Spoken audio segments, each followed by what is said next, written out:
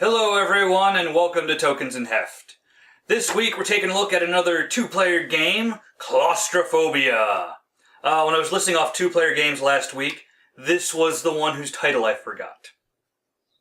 Don't know if you can tell, but it's a pretty decent sized box, though kind of slim.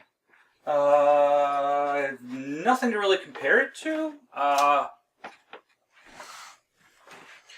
There's a deck of playing cards. It's a decent sized box.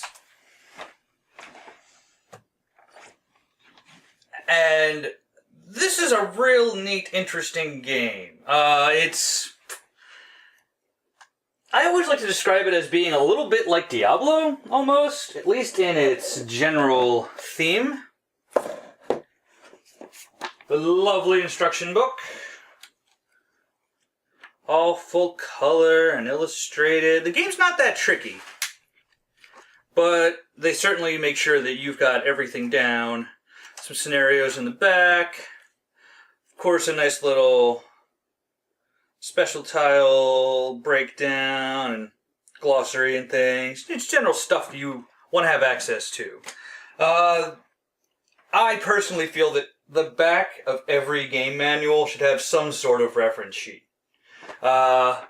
What is it? Super Dungeon Explorer has it on the second to last page, which kind of bothers me because because the whole time the book is folded open to that last page. Though overall it's not too bad. This rulebook, nice, great, gets everything done. This is the bad guys, I guess, or the evil player. This board determines how they do everything pretty much. It's kind of tricky to explain without getting into things. We have several of these trays, which look like that normally. These slot into them depending on which guys you're using for your scenario or what have you. And there's what they look like assembled. A die goes there. As they take damage, they'll get little pegs in those holes, which is why you have this divot down here. This is the Redeemer. He will be in every game that you play.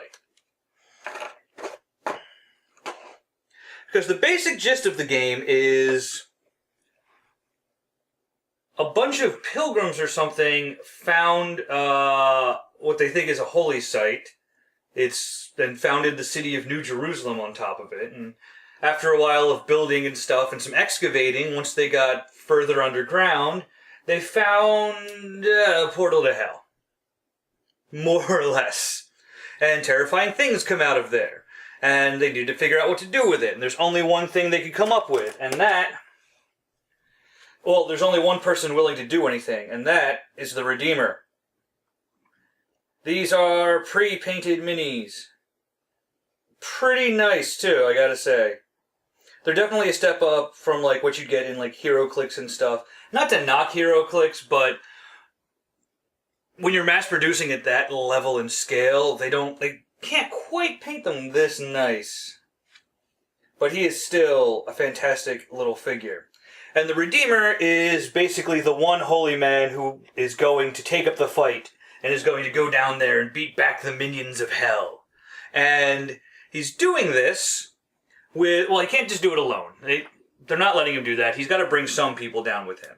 But no good God-fearing people would ever want to do such a task, and it's surely like a suicide mission. So, you're bringing condemned criminals with you. People who are going to just either die in jail anyway. So that's who you're going to bring along. We have two each. Oh no, I forgot their names. Oh yeah. There are brutes. Actually, let me grab the other one. There are two of each of these guys. They're gonna get kind of tricky to tell apart when you play. See, the hair is the only real difference between these figures. Let me get you a good shot of one of them. These are brutes. These are kind of like, actually, I was gonna say they're like bodyguards. They actually have an ability called bodyguard. Looks great. You will also have two hired blades, who are your faster folk. And again, the only real difference is hair color. It's kind of annoying, but it's not that bad. I may, at some point, maybe just put some like a colored ring or something around the base of each of these. Actually, I've got soda rings I use for D&D. That might work. So you and your band of criminals are going to travel down into the depths and go after all the other guys. Look, we got, I think it's 13 troglodytes they're called, and then one, I don't know, one fell. And then one big demon. You don't really get a lot of types of units as the evil guy. Here's a little troglodyte. These are the basic brutes you're going to send out. You'll have a lot of these out on the board. Most of the big board I showed you that influences the evil player, a lot of their abilities mostly affect the troglodytes. I love these little guys. Look at them. I mean, they're kind of terrifying, but they're kind of cute. I like them. The demon is like a special thing. The evil player, every scenario has a demon that you're allowed to bring with. You still have to summon it like normal, and he costs more to bring out than the troglodytes, of course. But this figure doesn't represent any specific one. They all have, or rather, this is the only figure for them, but there's several demon cards that will all be completely different creatures. The game, as I said, is 2-player. You see, we have a ton of these tiles as well. There are tokens. Hold on a sec. There are tokens. There are dice. There are cards.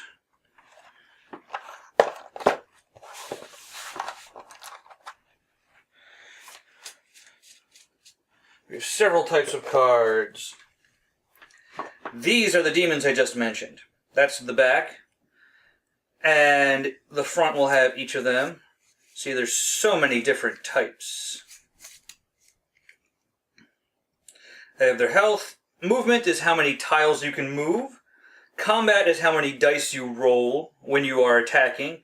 And defense is the number that the attacker has to meet or beat to do a point of damage. And then, of course, he's got a special ability, because they're the demons. They're your generals. They're your big guns as the evil player. Which ones are which? The one complaint I do kind of have, the backs of these cards and their names kind of make it hard to keep track of what is what. In fact, I'm going to grab the rules real quick so I get reminded of this. These are event cards that will come up throughout the game. I kind of love this terrifying... The art in this game is fantastic, by the way. Like, the backs of all the cards, the portraits for the guys, the art that's in the rule book, just absolutely fantastic. And events are, I mean, if you've played any board game, you kind of know, events are just ways to mess with things. I think the event cards seem to be stuff that the evil player uses. That's right. So these are things that the evil player will use to screw with the good player.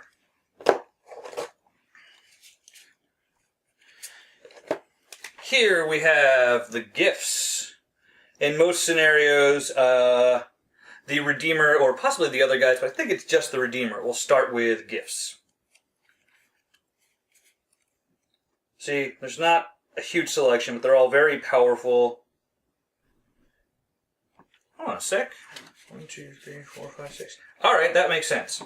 It'll make more sense once I explain it, but see that die in the upper corner? The Redeemer, who usually has these, has to be using that die to be able to use the gift. That'll make more sense in a minute when I get to gameplay. There's also a handful of object cards, not many of them, but they do come up. Again, love the art. Look at that. I wish I had... I need to get myself a higher resolution camera so you can really see how nice this is. I'm sure it comes through fine in 480, but it's so detailed and nice and intricate. And these are just items that the folks can have. It says on the side which figures are allowed to use them. The blunderbuss is awesome for one of the Blades for Hires. Just gives you +1 combat, but it also lets you fire at someone a space away. Normally you can only attack in your tile. So these you don't see a whole lot, but they're really nice and helpful and awesome. What the heck are these? Ah, yes, these are advantage cards.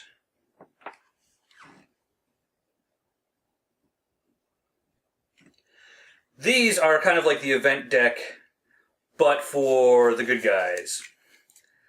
You know, they are all sorts of little things that help out the side of good and light.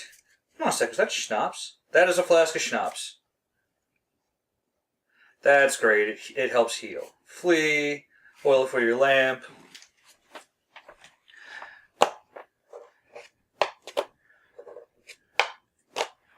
Now, it's kind of hard to show the game off proper, mainly because it's a tile-based affair and it's like randomly generated. Let's get this out of the way. There's so many tiles. One of these is like an entrance tile. There we go. Oh, sorry. Kick the camera and ruin my whole shot. Let's see how that goes. In the first scenario, at least, this is your goal. The first scenario I really liked. What you do is, you start in a certain room, and in that room there are 4 exits, and at one of the exits you place this at 1. Then every time you explore to a new room, the demon player, I think, the evil player, puts this at an entrance of their choice, or an exit from that room, and then moves it up to 2. And so every time you explore a new room that has exits, this die is being placed at a new entrance and going up. And this represents a breeze or a gust of wind that you're following to try and just escape the caves. The other scenarios are all a lot different. Some of them are just survival-based, some of them are objective-based. There's a good variety in the base scenarios, and then there's other little addendum rules to help beef that up. So you're kind of just going from tile to tile doing things. There are tiles with... well, there are tunnels and there are rooms, officially.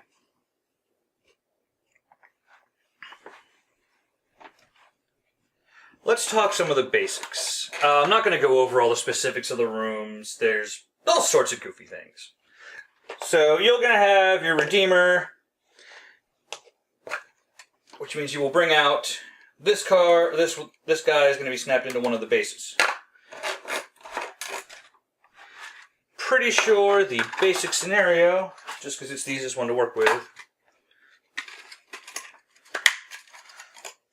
we'll get one of them bodyguard brute guys, and 2 of the hired blades. And this is just nice and simple and easy. Some nice flexible, but it's not cheap feeling plastic. Got little tabs up here, you just kind of pop it in and there you go. It's fine, everything works out. Do the other hired blade. So first turn of the game. Oh, and also, I'm definitely going to point out that you'll start with certain things. Every scenario kind of gives... the Redeemer tends to have 1 or more gifts.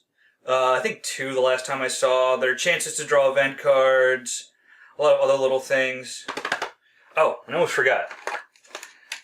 Everybody on the good guy side has some little trait. The Redeemer is blessed. The Condemned Brute is a bodyguard and is impressive. I forget what impressive means. I'll look it up in a second. I know bodyguard means that if he's on a square with someone else on his side, he can take hits for them. Something along those lines. And elusive for the Condemned Blades.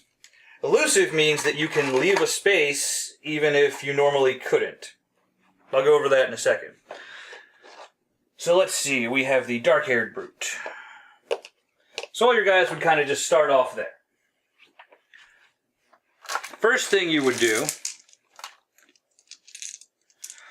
you will roll a die for each of the heroes you have, each of the good guys you have.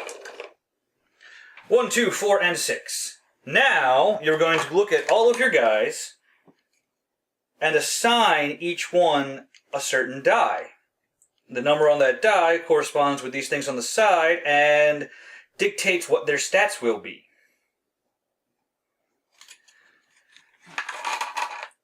So, this is kind of tricky. It's always kind of tricky, and this is kind of one of the fun parts of the game, deciding how you want to distribute all of this stuff. Because they're generally low movement, I'm going to throw 1 and 2 down here into the Redeemer and the Bodyguard, that way they can kind of stay together. Let's throw 4 into the Dark-Haired Blade, and we'll throw 6 into this guy. So, for this round, make sure the die doesn't fall out. Our Redeemer, who has this 1 here, will have a move of 1. We'll roll 3 combat dice, and opponents hit on a 3 or higher. It's kind of a low defense, but that's the best combat number you're going to get out of him for 1. And that's generally how they tend to go. 1s are lower on movement and defense, but have better combat. And then the higher you get, the more things kind of balance and tilt. Here's our Bodyguard. He's got a 2. So he's got a movement of 1, a combat of 4, and that defense of 3 again. You can see it's 1, 4, 3, 1, 3, 4, 1, 3, 4. 2 and 3, and 4 and 5 on all the characters seem to be sets. So these are both 1, 3, 4. These are both 1, 2, 5. So that's 1 movement, 2 combat dice, and a much higher defense. And then the bottom here. He never really gets to go any faster. Well, he's the big brute. That makes sense. And our blades are doing nice.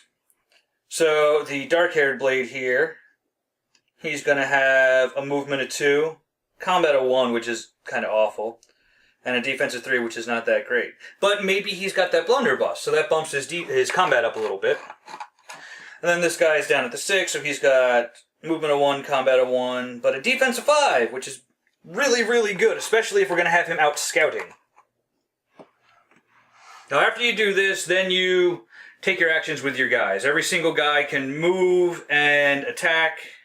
You can do one or the other if there are guys on your space. At least I'm pretty sure of that. And that is more or less what you do as the good guys. The scenario will dictate your specific goal, but you're kind of just exploring and fighting guys. Now, the evil player has his own interesting way of doing things.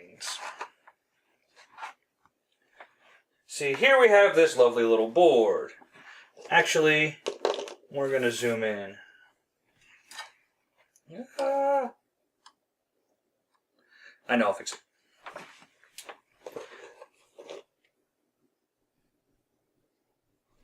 I think that looks alright. I got everything on the board. Kind of. It doesn't actually work that well. So, I'm going to hold it up and show it to you. What you do is... Crap, I forget if it's 2 or 3 dice. You roll a number of dice and then place them on the board depending on the results of the die. 3 dice. That's what I wanted to make sure. Okay. So you would take 3 dice and roll them. I got a 5 and 2 4s. So here's the things that you can do.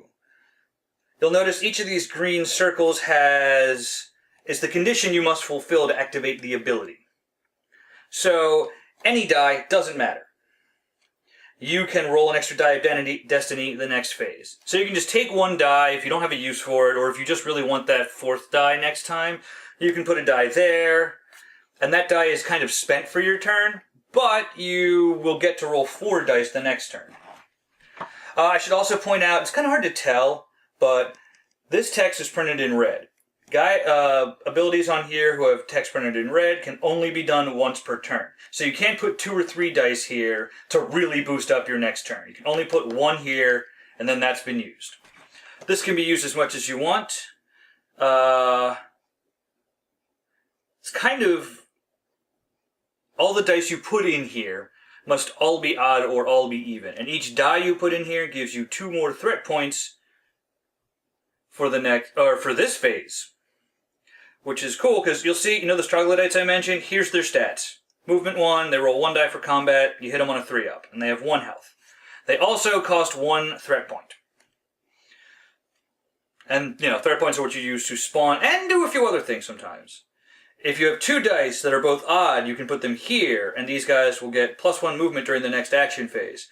This is in black and not in red, which means if you have, say you rolled 4 dice, and all of them were odd, you could put them all here and give your trogs +2 movement next turn. They are legion. Put 1 odd and 1 even in here. All the trogs get 1 defense until the next threat phase, and you get 2 threat points if at least one of your trogs gets killed during the human action phase. Kinda nice. Again, can't double up on this. It's in red. Can't double up on this. Sharpened claws. The trogs just get frantic, which... I forget what that means at the moment. I went right past them. Frantic. Ah, crap. Frantic means that if any hits they roll when attacking, or any dice they roll when attacking that do not hit, can be re-rolled once. So frantic is bad if you're the human players. Well, it's good if it's bad if your opponent has it, just flat out. We've got the Dark Destiny. 1 die with a score of 3 or higher. You can draw an event card. These are neat. These numbers, you just have to have, the dice have to add up to the number. And I'm pretty sure it has to be exactly. I'm pretty sure it has to be exactly. What on earth is that? Normally, trogs and demons can't spawn in the room where the humans are. This lifts that. It lifts that restriction. Burrowing monsters, it just gives you more spawn options. Resistance is futile, gives your... it removes elusive from all of the humans and gives elusive to all of your troglodytes. That's actually really scary to me. And then, if you have a 12 or higher, you can trap. Human warrior of your choice, you just hit a human warrior. That's it. It's just a flat-out free hit. Nothing fancy on the back, though I'm happy that they gave it some design, something cool. I don't even know if this design here appears anywhere else in the game, but they put something on the back. It's not a big deal, but I was kind of bothered when a game just has a flat black back to things like this. Instead of that, for the back of these tiles, if they had just been black, it's a little design thing that really helps your game look a little bit nicer and puts it a tiny notch above. And that's it for this. Also, I should point out that the demon always costs 5 threat points to summon. And I'm not going to go through this. I'm just going to put some guys out and go over a little bit of the rules we've got. Let's say we've got you and you there, and these guys are back here. Doesn't make sense, but we're going to go with it. Just for some demonstration purposes. I was talking about elusive, right? Normally, say this guy wants to, my little hired blade here, wants to leave this room. He's not allowed to, because there are more opponents on his space than there are him and allies. There's only 2 of them, there's 3 of them. They have to be equal for someone to leave.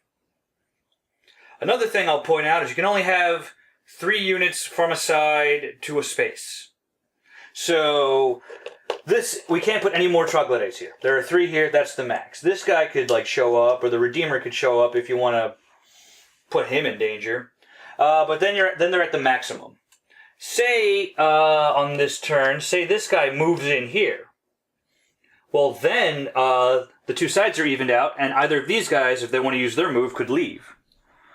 Or, say the bodyguard kills off like 2 of these guys. Well, then this guy is now free to go.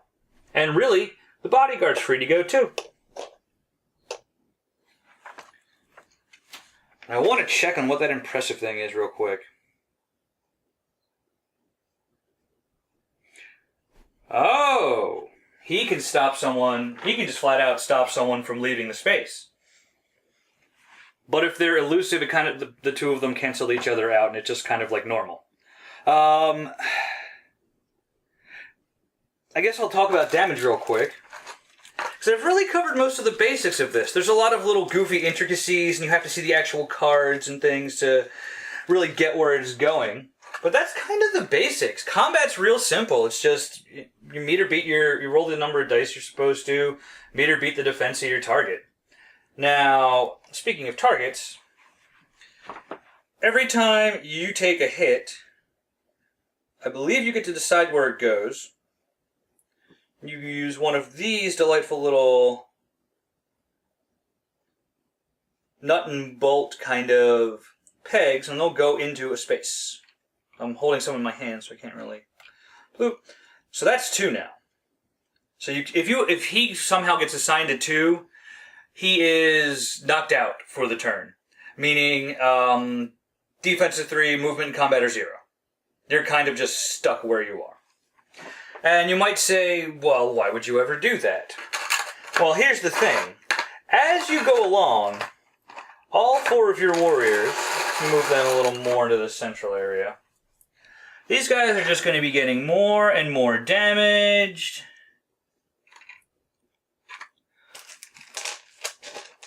I mean, it can get really bad sometimes. Well, a lot of the time. So far in playthroughs of this, I think we've played this twice, and it's 1 for 1. Bad guys won once, good guys won once. At least in the basic scenario.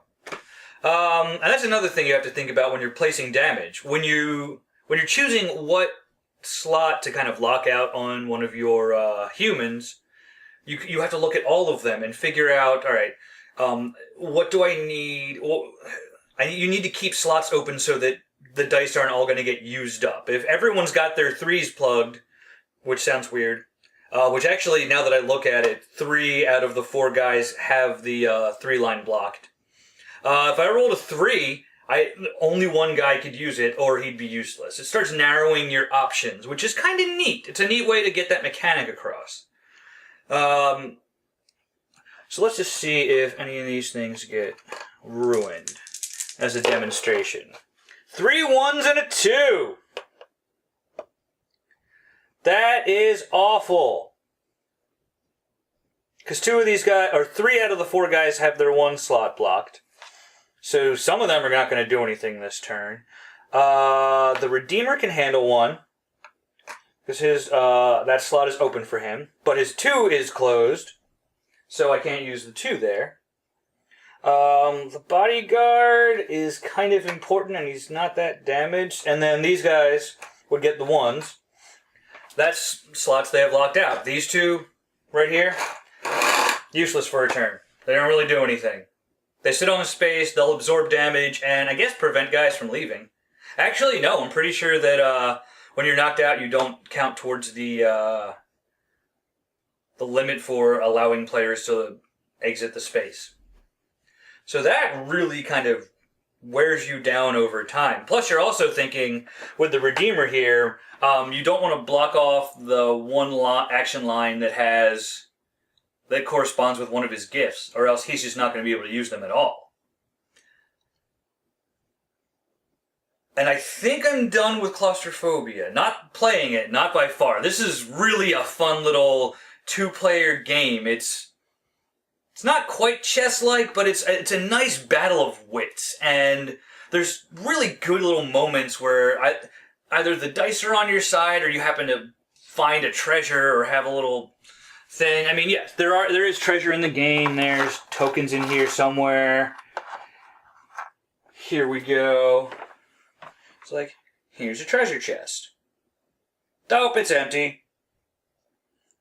But here's another one, and this one has stuff inside. So this game messes with you like that, even though you're like, oh, I found a treasure chest. Oh, there's nothing in it. It's a neat little, and it really does kind of feel a lot like Diablo. Because you are just attacking swarms of these troglodytes. I mean, 13 of them, there are 13 miniatures, and I haven't seen all of them out at once, but they keep dying and showing up in new rooms. There's just always a constant little, like, just flow of them. Depending on the roles that the evil player gets, they pull off some real devious, dastardly things. This is a really neat game. It's weird. Or at least, it's different. These mechanics are... You usually don't see this kind of thing. And it might seem a little frustrating or strange at first to see that what you do on your turn is so randomly determined. But really, that's no different than, like, I don't know, games where you draw cards. Like, even like Magic the Gathering, everything you do kind of, not just your deck composition, but depending on how your draw goes. If you just draw nothing but lands for a while, you're not going to get much done. Or, the other way around, if you don't draw any lands, you're still not going to get much done. So, that kind of randomness is still here, and it's presented in an interesting way, and I don't know, this whole game just kind of works for me. Everyone I've, like, taught this to, and we've sat down and tried it out with, they really like it. After a few rounds, we're really into it. So yeah, if you're looking for a two-player game with kind of a Diablo-ish kind of theme to it, something a little mechanically unique, I definitely recommend this one. I mean, if it seems like you kind of like it now, you're probably going to enjoy it, and you should pick it up. It's a good time, and as I said before, it's a great battle of wits. I've been linking for tokens in Heft, talking about Claustrophobia. We'll see you guys next time.